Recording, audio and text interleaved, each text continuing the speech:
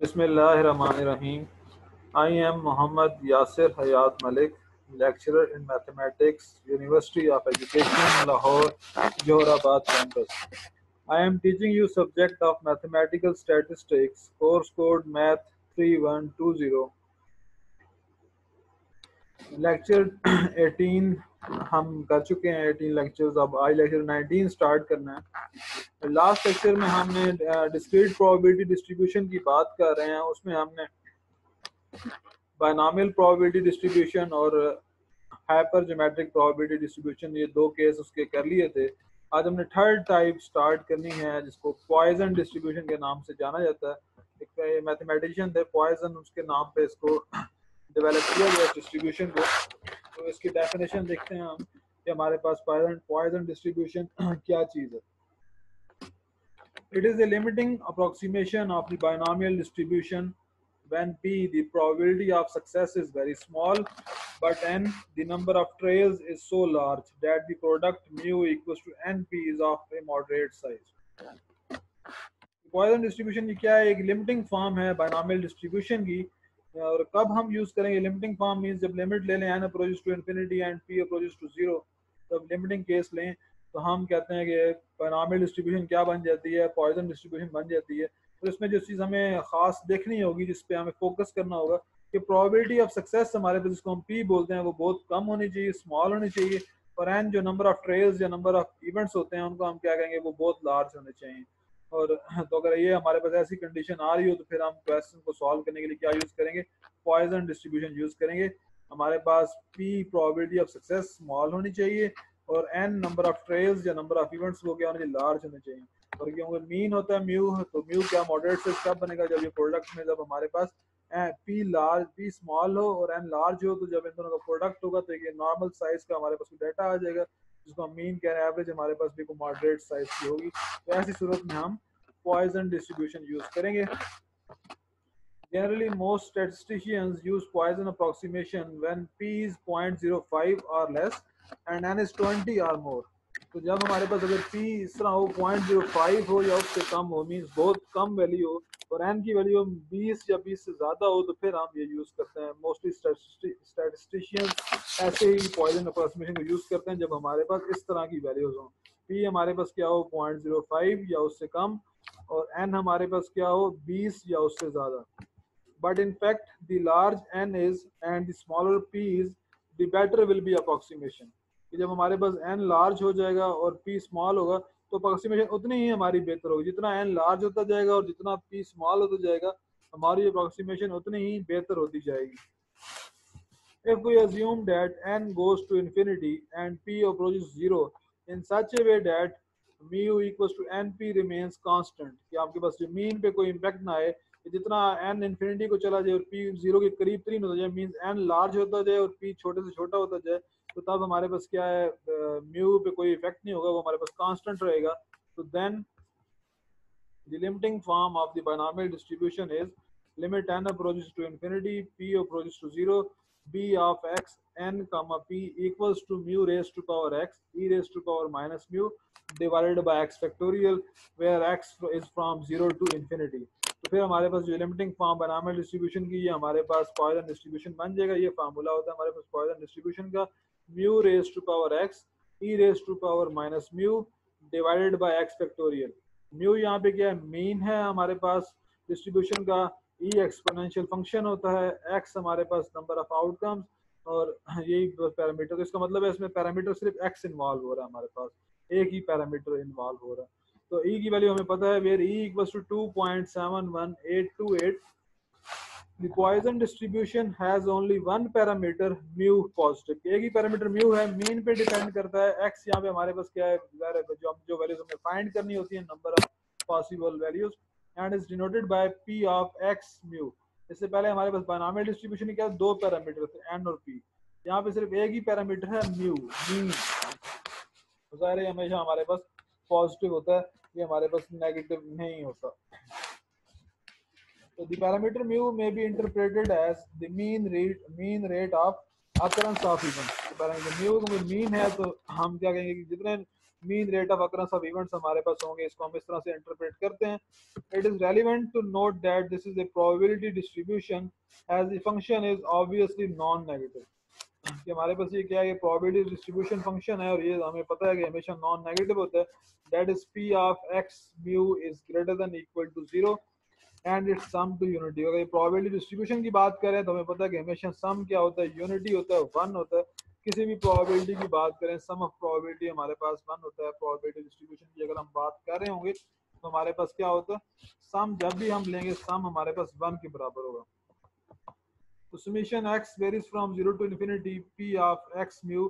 अभी हम क्या कर रहे हैं कि जो हमारे पास है पॉइजन डिस्ट्रीब्यूशन, इसको हम सम करके देख लेते हैं क्या वाकई ये आंसर 1 ही आता है, which is equal to summation x varies from 0 to infinity probability of x equals to x, which is equal to summation x varies from 0 to infinity mu raised to power x e raised to power minus mu divided by x factorial, which is equal to e raised to power minus mu summation x varies from 0 to infinity mu raised to power x divided by x factorial। तो e की power minus mu ये constant था, इसको हमने बाहर लिख लिया।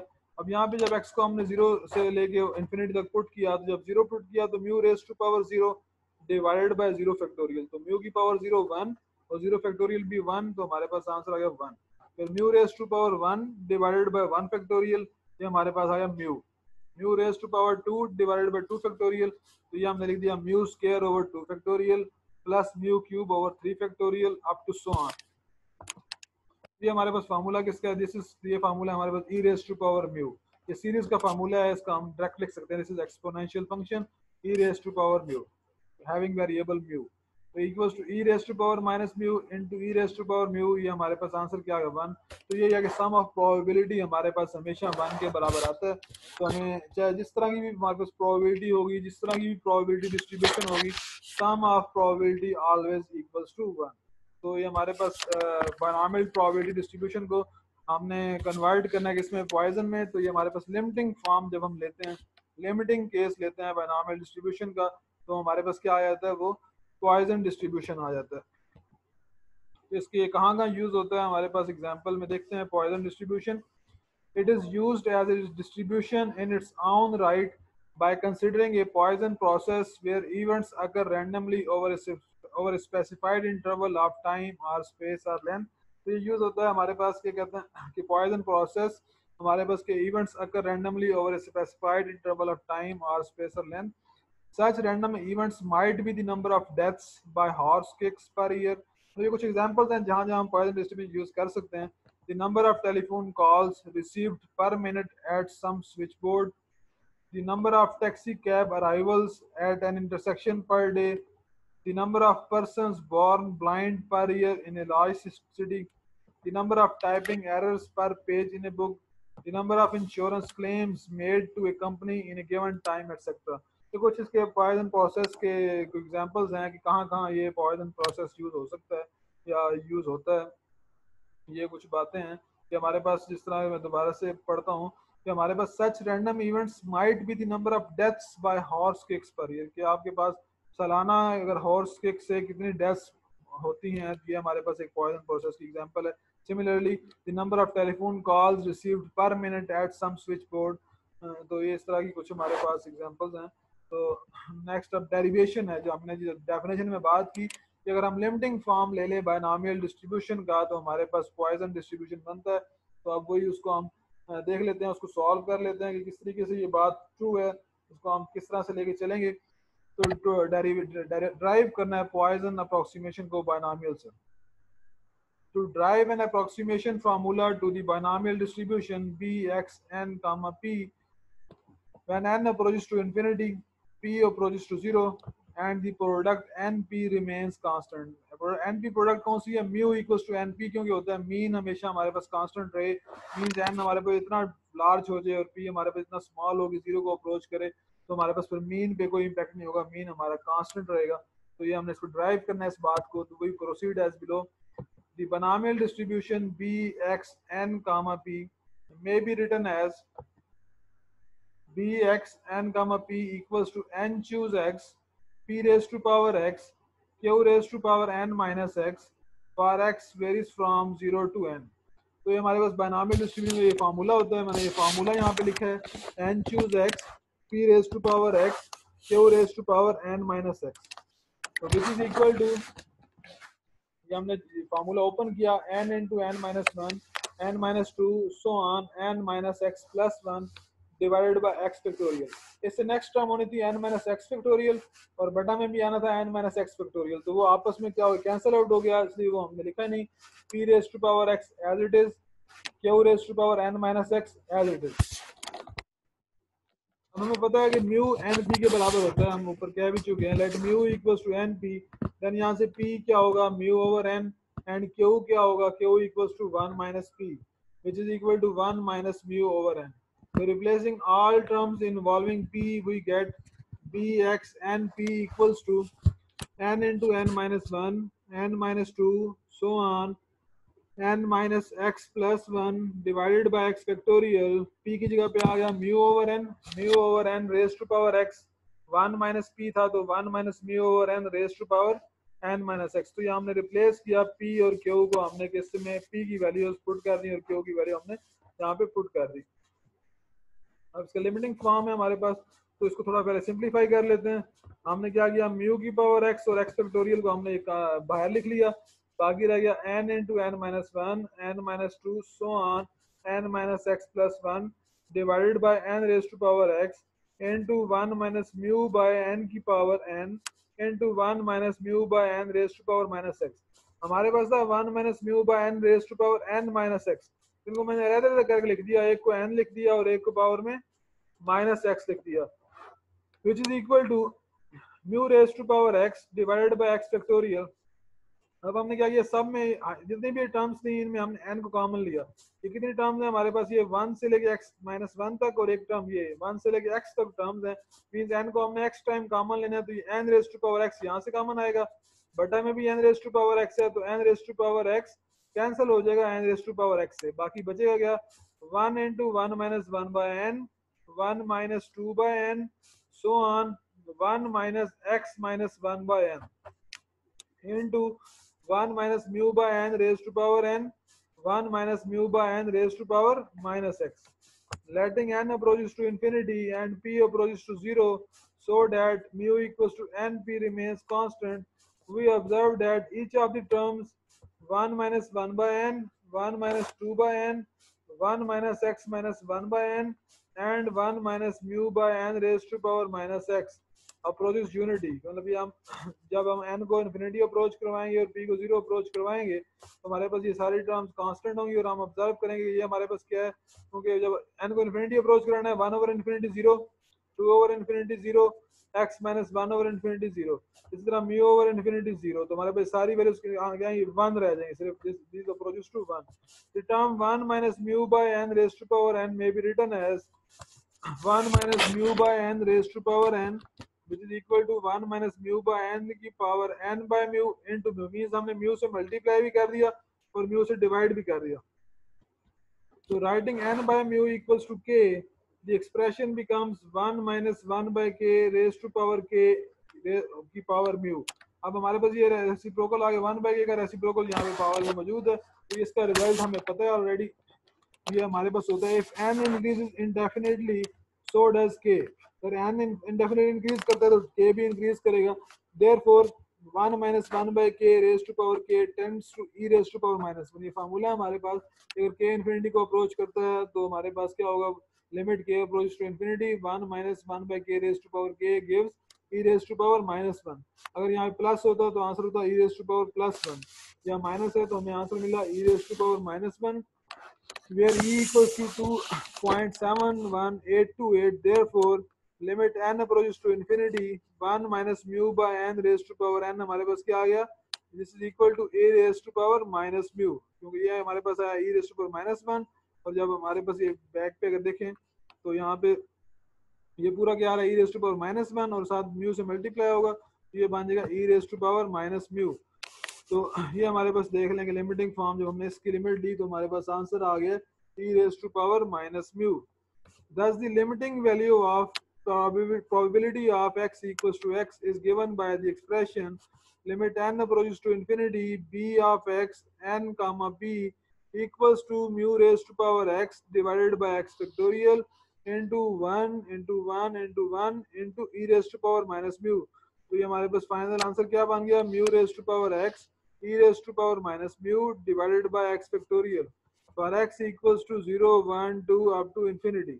तो हमारे पास ये डेरिवेशन हमारे पास आई कि हमने जब बायनॉमियल अप्रोक्सीमेशन से स्टार्ट किया, उस पर जब लिमिटिंग वैल्यू ली तो हमें क्या पॉइसन का फार्मूला मिल गया, mu raise to power x e raise to power minus mu divided by x factorial. तो ये हमारा था डेरिवेशन थी पॉइसन प्रोसेस की, पॉइसन डिस्ट्रीब्यूशन की. तो it is denoted by p of x mu. Hence, a random variable x having probability distribution p of x mu is said to have a Poisson distribution with parameter mu. तो हमारे पास कोई random variable x है, इसकी probability distribution p of x mu है, इसको हम Poisson distribution कहेंगे. कब कहेंगे, जब ये पैरामीटर म्यू हमारे पास होगा. तो म्यू के लिए हमारे पास क्या है, ये पॉइसन डिस्ट्रीब्यूशन है. इसलिए हमने फाइंड कैसे की, हमने क्या किया, बायनॉमियल डिस्ट्रीब्यूशन को फार्मूला लिया, उसकी हमने लिमिटिंग केस निकाला, लिमिटिंग फॉर्म को हमने सॉल्व किया, तो हमारे पास ये आंसर क्या आ गया, ये पॉइसन डिस्ट्रीब्यूशन बन गई. Limiting form of binomial distribution is called Poisson distribution. Further example है हमारे पास एक रिकरेंस फार्मूला है. Prove the following recurrence formula for a Poisson distribution p of x m where m is the mean mu r plus 1 equals to r m mu r minus 1 plus m into d mu r over dm.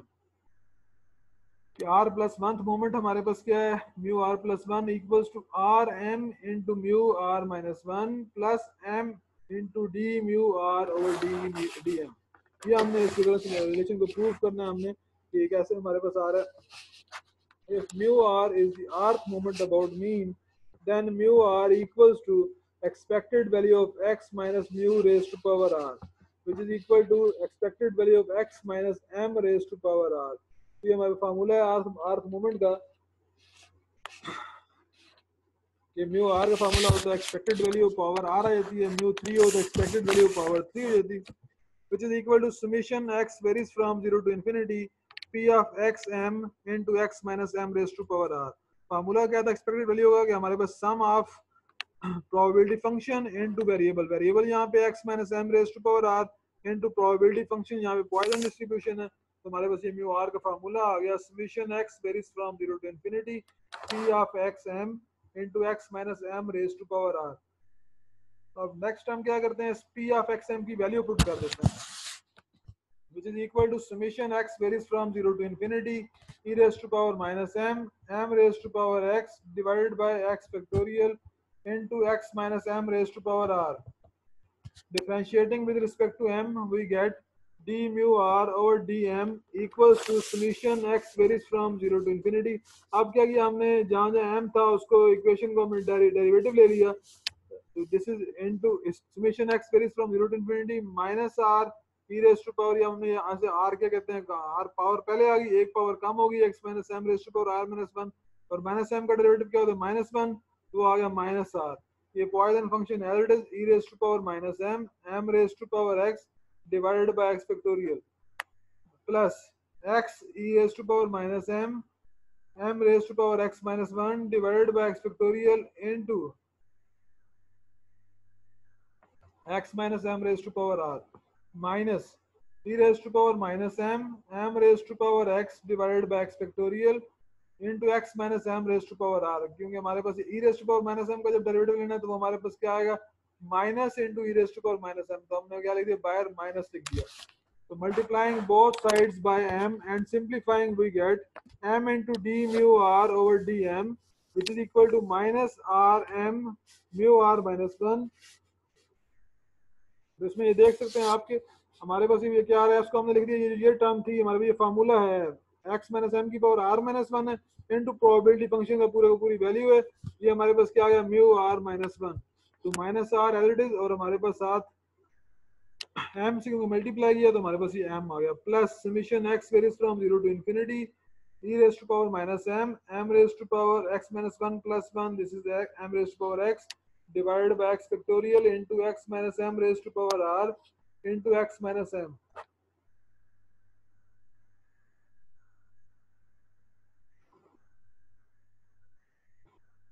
तो यहाँ पे हमारे पास x है और यहाँ पे क्या minus m हमारे पास बचेगा, क्योंकि कॉमन हमने क्या लिए m raise to power x लिया, तो फिर यहाँ से हमारे पास कॉमन क्या आया माइनस, क्या कहते हैं, यहाँ से मिला x और यहाँ से क्या मिला माइनस m।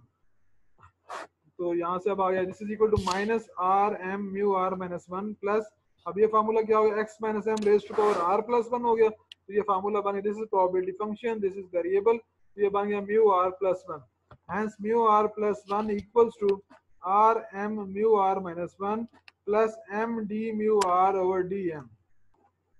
ये हमारे पास था पॉइसन डिस्ट्रीब्यूशन, हमारे पास था पॉइसन डिस्ट्रीब्यूशन क्वेश्चन हमने कुछ किए, क्वेश्चन एक एग्जांपल देखिए, जो रिकरेंस फार्मूला है, हमने पॉइसन डिस्ट्रीब्यूशन की लेक्चर में डेफिनेशन देखी कि उसको फिर डिराइव किया कि कहाँ पे यूज हो रहा है, क्या कैसे डिराइव कर सकते हैं। This is the limiting form of binomial distribution. कब यूज करेंगे हम, जब n की वैल्यू 20 या 20 से ज्यादा होगी और p की वैल्यू हमारे पास 0.05 से कम होगी, तो फिर हमने ऑटोमेटिकली पॉइसन डिस्ट्रीब्यूशन यूज करना है, फिर उस टाइम कोई और डिस्ट्रीब्यूशन यूज नहीं करनी होगी। फिर कुछ हमने यूज कहाँ कहाँ हो रहा है पॉइसन डिस्ट्रीब्यूशन वो देखा, तो फिर हमने एक एग्जांपल की जिसमें हमने क्या किया, रिकरेंस रिलेशन को हमने फाइंड किया कि वो कैसे फाइंड कर सकते हैं। तो आज के लिए हम इतना ही रखेंगे, नेक्स्ट लेक्चर में देखेंगे हम इस यही पॉइसन डिस्ट्रीब्यूशन की कुछ प्रॉपर्टीज भी हमने देखनी है, मोमेंट जनरेटिंग फंक्शन देखना है, और मीन और वेरिएंस वगैरह वो फाइंड करना है, उनको हम देखेंगे नेक्स्ट लेक्चर में। तो आज के लिए इतना ही, thank you students, take care, Allah Hafiz.